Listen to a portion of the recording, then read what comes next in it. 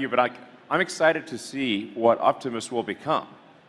And, this is like, if you could, I mean, we can tell, like any given technology, do you want to see what it's like in a year, 2 years, 3 years, 4 years, 5 years, 10? I'd say for sure. You definitely want to see what's happening with Optimus. Whereas, a bunch of other technologies are, sort of plateaued. Won't name names here, but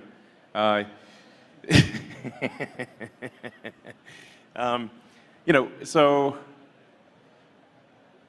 I think Optimus is going to be incredible in like 5 years, 10 years, like mind-blowing. And I'm really interested to see that happen, and I hope you are too.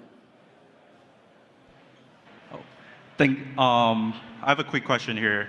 I'm Justin, and I was wondering, like, are you planning to extend like conversational capabilities for the robot? And my second follow-up question to that is, what's like the end goal? What's the end goal with Optimus? Yeah, Optimus would definitely have conversational capabilities. You'd be able to talk to it and have a conversation, and it would feel quite natural.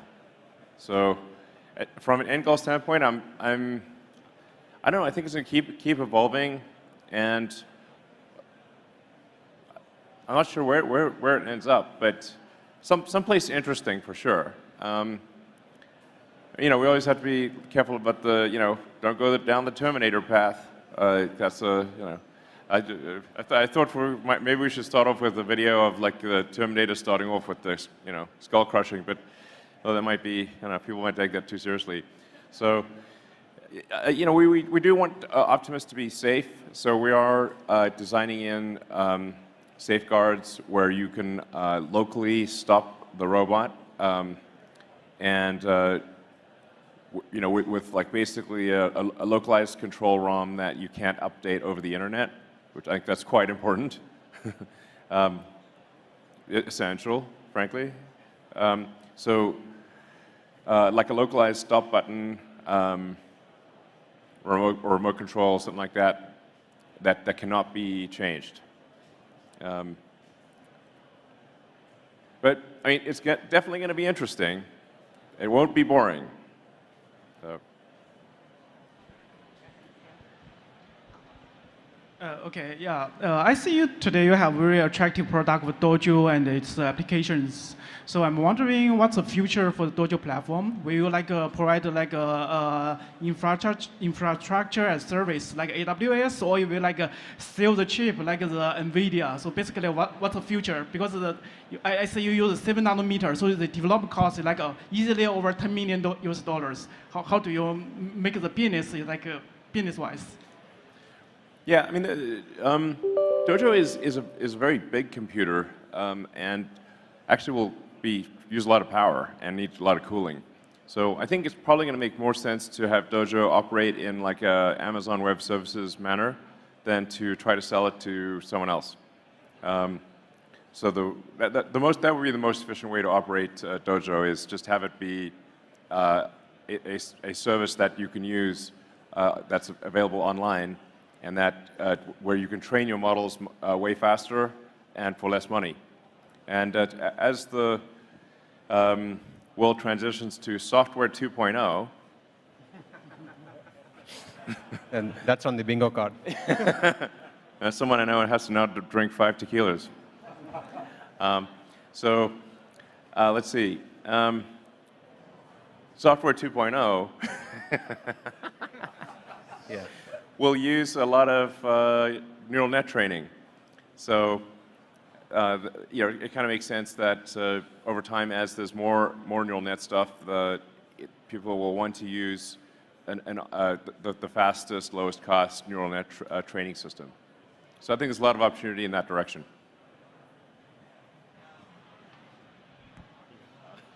Hi, my name is Ali Jahanian.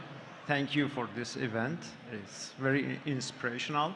My question is, I'm wondering, what is your vision for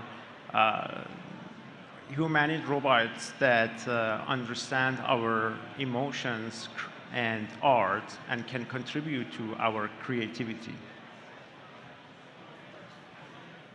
Well, I think you're already seeing robots that at least are able to generate very interesting art with like DALL-E and DALL-E 2. And I think we'll start seeing AI that can actually generate even movies that have coherence, like interesting movies and tell jokes. So it's quite remarkable how fast AI is advancing at many companies besides Tesla. We're headed for a very interesting future. And yeah, so you guys want to comment on that? Yeah, I guess the Optimus robot can come up with physical art, not just digital art. You can ask for some dance moves in text or voice, and then you can produce those in the future. So it's a lot of physical art, not just digital art. Yeah. Oh, yeah. Computers can absolutely make physical art. Yeah. Yeah. 100%. Yeah, like dance, Sure. play soccer, or whatever Yeah. it needs to get more agile, but over time, for sure.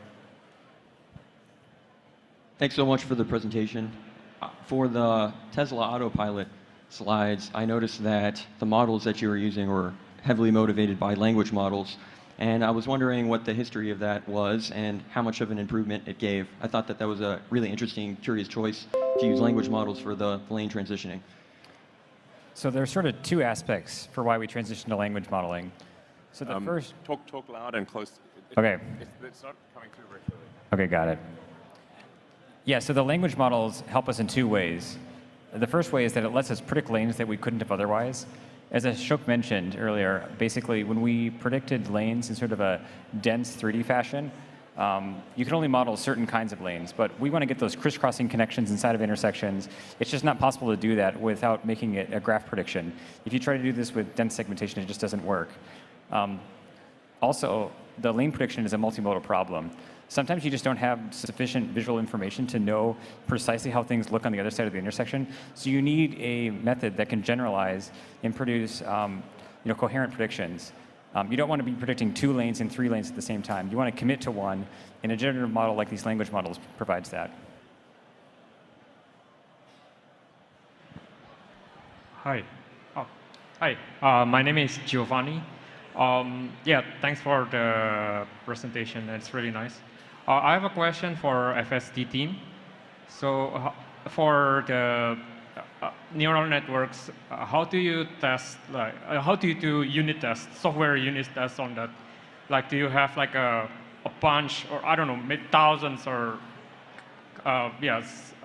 cases where the neural network that after you train it, you have to pass it before you release it as a product, right?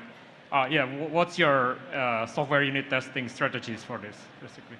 Yeah, glad you asked. There's like a series of tests that we have defined, starting from unit tests for the software itself, but then for the neural network models, we have VIP sets defined where you can define.